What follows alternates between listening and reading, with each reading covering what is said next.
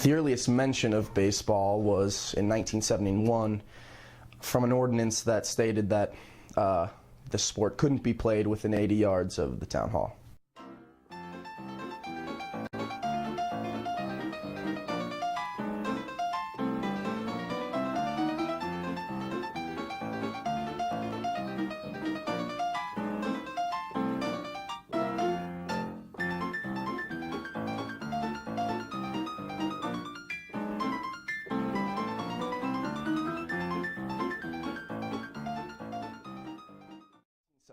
Was the first professional league of the sport, and that lasted until 1875 when the National League was created, which through a gentleman's agreement banned all non-white players.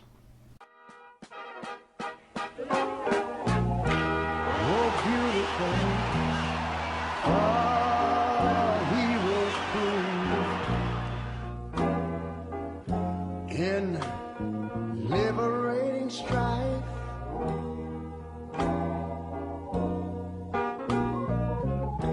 who more than self their country loved, and mercy more than life.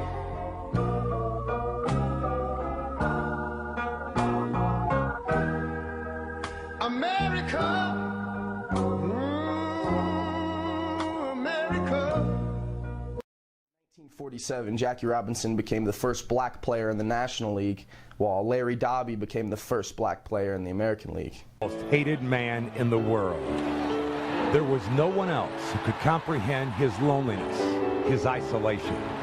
It wasn't until the Dodgers went on the road and his teammates saw how he was turned away at the front desk of the hotels that even a hardcore... You know, James Naismith, he was a good man. He was looking to create a new game for the people to play, and that's where he came up with basketball. On the 16th of November in 14 days. In 1936, the Berlin Olympics, offense was revolutionized by Joe Fortenberry, a 6'8" player. He had the first dunk. What? Is that even legal?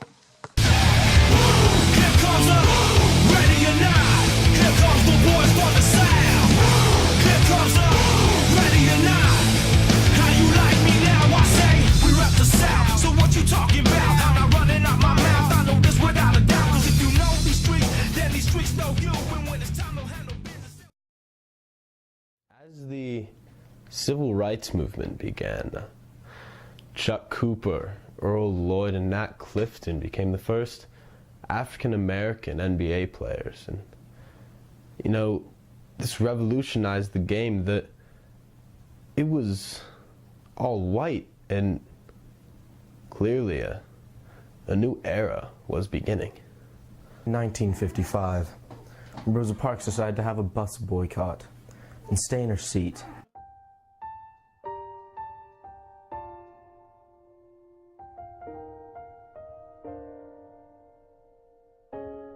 Then in that same year, Orville Faubus decided to go against the Brown versus Board decision of integrating the schools together. He decided to pose a threat to the new civil rights movement and stop the Little Rock Nine from getting into their school. This is Central High School, Little Rock, Arkansas. Troops, which for nearly 3 weeks lined the sidewalk here in front of the high school, under orders to keep the colored students out, have been replaced now. And their orders to comply with the law, which means let the Negro students in if they come in. And in 1956, Bill Russell, the first African-American NBA superstar, he transformed how defense was played. He started to block shots, which had never been done before, but it made a big change. Made a big change. License to ill. I promise I won't turn the whole world to Cloverfield. On the rail, yeah I will. I'll destroy it and then rebuild. Just for thrill. Sometimes you got to do it. Sometimes it's show the tough love. No one is above what you are hearing now, do. No matter who else is. Where did Justin go? I don't know. What? Justin!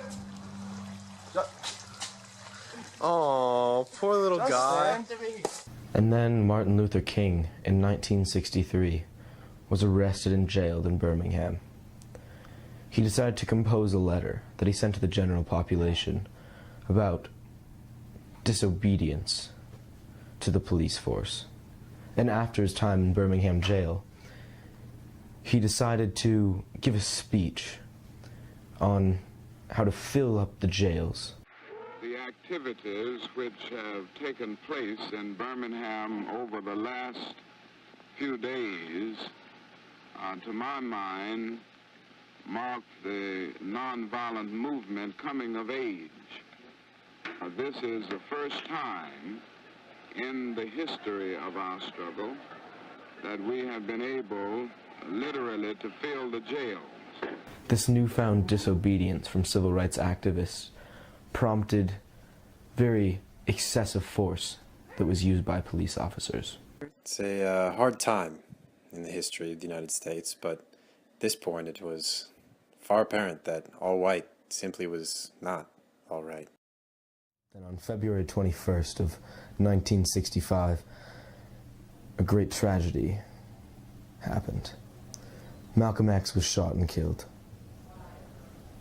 But later that year, on August 10th, the Voting Rights Act was passed, where it abolished strict guidelines of literacy and poll tax that stopped black voters from being able to vote. Johnson calls Congress to an extraordinary nighttime session, demanding that they pass his voting rights bill. And for the first time in history, an American president speaks the credo of the civil rights movement. Then tragedy struck again in 1968 when Martin Luther King, at age 39, walked outside of his balcony and James Earl Ray shot and killed Martin Luther King. And again, the 1970s, the sport was changed greatly. The alley-oop became a very common play. It was started by David Thompson, Monte Towe, and Tim Stoddard. They changed how offense was played.